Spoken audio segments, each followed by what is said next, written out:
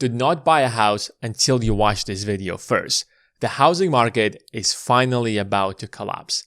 Donald Trump just announced that he will be banning corporate investors from buying single-family homes in an attempt to make it much more affordable for the average American to buy a house to achieve the American dream. Buying a house is essential to achieve that American dream. But Wall Street has been massively buying single-family homes across America, which is one of the major reasons why housing is so unaffordable in America. So here in this video, I want to try to answer a few questions. Will Trump's decision crush the housing market by the end of the year? How exactly Wall Street is controlling the housing market? And finally, what will be Donald Trump's next move to make housing affordable in America? So if you're ready, give this video a thumbs up and let's get right into it. The problems with the housing market started right after the 2008 financial crisis, when house prices dropped by about 40%. Prior to that, there has been so many developers building so many houses that there was an oversupply of houses in the market. But when house prices crashed, a lot of developers went out of business and they closed their doors, which means that they no longer built houses. Secondly, when house prices dropped by about 50%, people didn't find a good reason to continue making their mortgage payments since people bought those houses on mortgages. So they sold their houses at a fraction of the price. And that's the opportunity that Wall Street realized. Why don't we simply buy these houses at a fraction of the price? Over time, house prices are going to stabilize, especially when the government got in with quantitative easing. And when house prices stabilized, these houses became an essential source of rental income for Wall Street. At the same time, because most of the developers went out of business, a shortage of houses started hitting the market. And then, of course, 2020 happened, house prices shot by about 40%. That gave much more leverage for institutional investors. And there is a huge difference between you buying a house and Wall Street. When you buy a house, you get a mortgage, and getting a mortgage requires a lot of time, and there is a limit. But when Wall Street is buying a house, they're raising money from investors and are literally putting cash up front, so they can outbid anybody in the market. And they don't have to get the best deal in the market. Even if they don't break even today, it doesn't matter. It's a long-term investment. They know that sooner or later, this investment is going to pay off. And that's what actually created the problem in the housing market. But a lot of people say that institutional investors only own about 3 to 4% of the housing market. That should not actually have a huge impact on the market. 95 to 98% of the entire market is being owned by either small investors or the average American. So why would we care about the 3 to 4% of the housing market or single-family homes that Wall Street owns? Here's the problem. Prices in the market are determined by the last few houses for sale. So if the last few houses were sold for $500,000, the market price is going to be $500,000 because the rest of the people are not actively selling their homes. The vast majority of Americans, or people in general, anywhere else across the globe who own their houses, they're not thinking every single day, should I sell my house? What is the price? What is the market price? No, you purchase the house, you're living in that house, and you're basically settled in your life. The exact same analogy works in the stock market. If you look at the price of a particular stock, that price is basically what's the last person have paid for that particular stock. So the market cap of Apple is about $4 trillion, and let's say hypothetically that the price of the stock is $200. It is $200 simply because the last person who paid for Apple stock is about $200. But if everybody who owns Apple stocks, if we suddenly dump all our stocks in the market, there will simply be an oversupply of stocks while there isn't strong demand on the other side, and the valuation of Apple stock could go down to $0.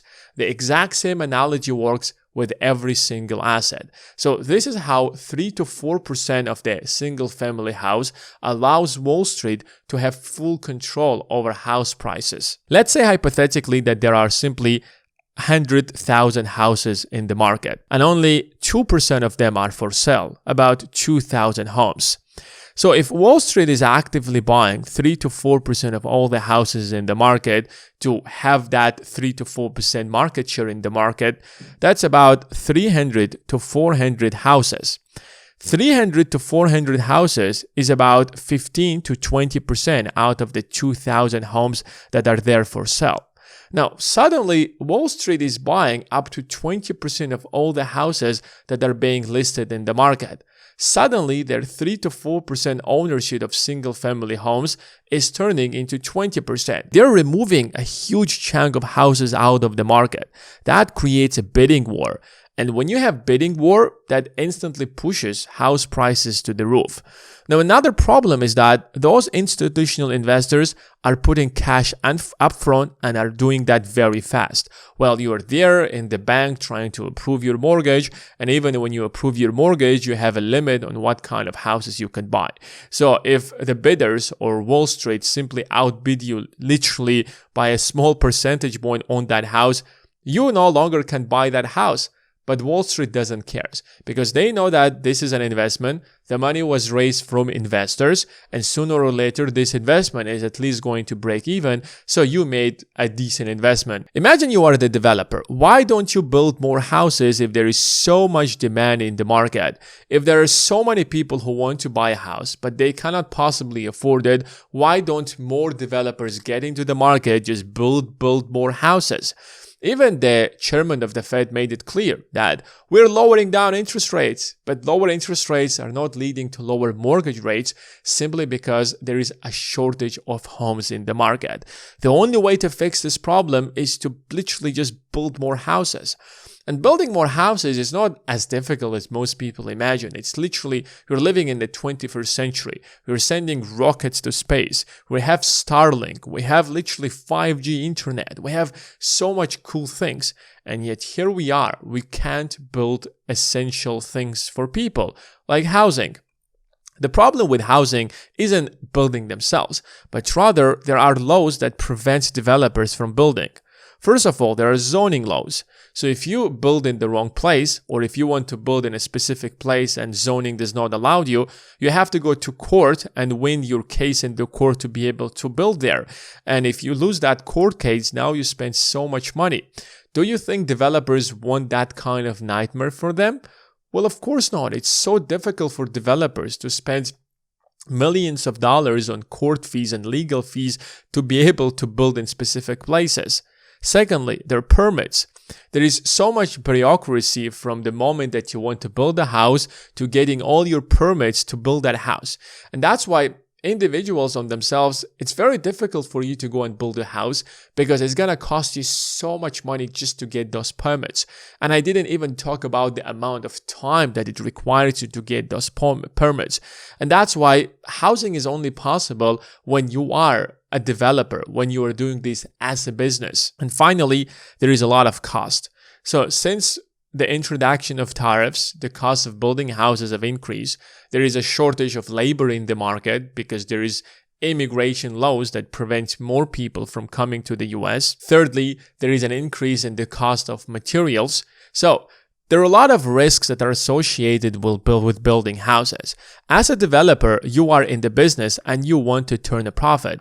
Otherwise, why would you do this business? If you want to be a charity developer, go ahead and do that. But you can't force other people to simply build houses and not turn a profit. On one side, you have Wall Street. Investors want to build these houses because they want to rent them. They don't want to build these houses to resell them. That's what a developer would do. On the other side, you have homeowners who want to buy these houses because they want to own them. And when you're buying a house for yourself, it's very different when you buy a house for investment purposes. When you're buying a house, there's so many things that you pay attention to because you will be living in that house. You want that house to be perfect. You want that house to be comfortable for you. But as an investor, if that meets certain requirements, you know that you will rent it out. Secondly, as an investor, as Wall Street, you will literally go to developer, offer him upfront cash, so this investment is guaranteed for the developer.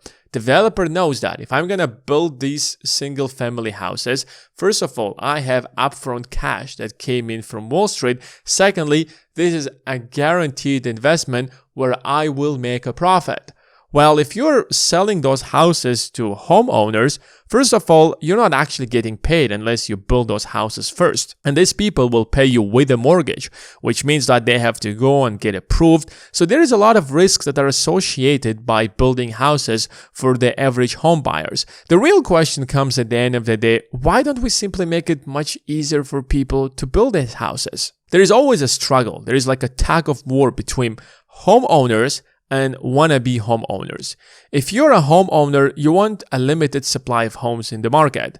When there is a shortage of houses in the market, that keeps the value of your house. You don't want to wake up the next morning and to realize that the value of your home went down just because another 1,000 homes, similar homes have been built right in your neighborhood. So in order to keep the value of your house, you have to lobby your politicians to ensure that more houses won't be built.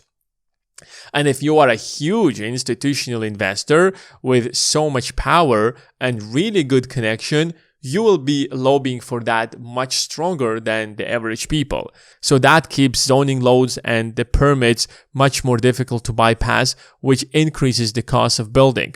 New houses also means for the local cities, for the local governments to build new infrastructure. If there is a new neighborhood and you build an extra 1,000 single-family homes there, now those homes need schools, those homes need more roads, those homes need a completely new infrastructure. And you as a city, you don't want to spend money on that. So if you are the governor, if you are a representative, if you are a politician, you're more likely to take decisions to make it much more difficult to build houses.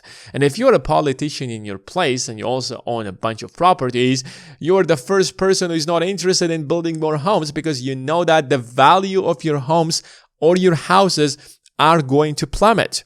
On the other side, there are wannabe homeowners who want an oversupply of these homes in the market. So they're lobbying, but they have very limited political power. So this could be Trump's next move. He could actually try to target permits. He could actually make it much easier for people or companies or developers to get permits to build houses. He might even tackle next the zoning laws. He might pass laws that will make it much easier to build in certain places.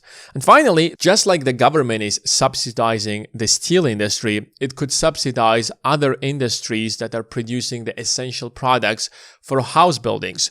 So that will bring down the cost for developers, which will incentivize them to build more or will incentivize more businesses to get into the construction businesses. There is already a proposed law in the Congress, which is called National Housing Emergency Act of 2026, where the government will use its full might, its full power to build at least 4 million houses across America.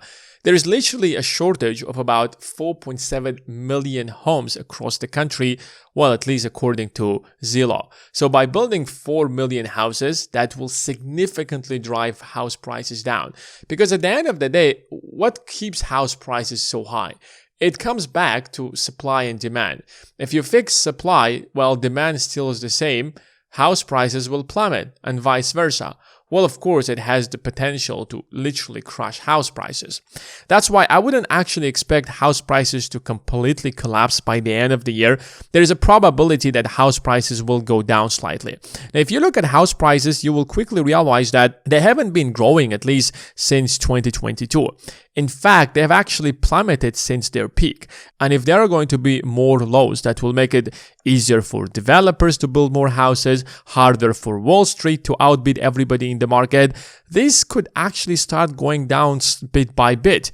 Maybe by the end of the year. They might not fall down by 40%, just like they did after the 2008 financial crisis, but there is a probability that house prices could go down by 5 to 10%.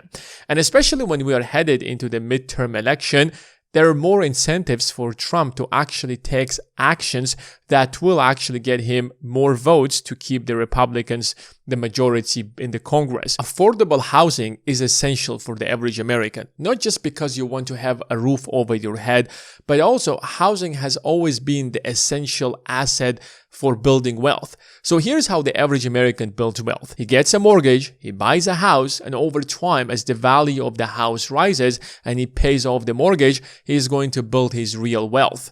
And since 2022, because housing has been so unaffordable, most people didn't buy houses, which is another reason why so many people are struggling today, which is why wealth inequality is literally increasing year by year. But the smart people who actually realize that, yes, house prices are so unaffordable right now, and maybe sometime in the future they will come down. But I don't have to waste my time, because on the other side, the stock market is growing tremendously. Just look at how much the S&P 500 has grown since 2022. So if you want a step-by-step investing strategy that will get you to at least $100,000, then check out the first link in the description of this video. This is the exact same strategy that I used to make my first $100,000. You can just copy and paste the strategy.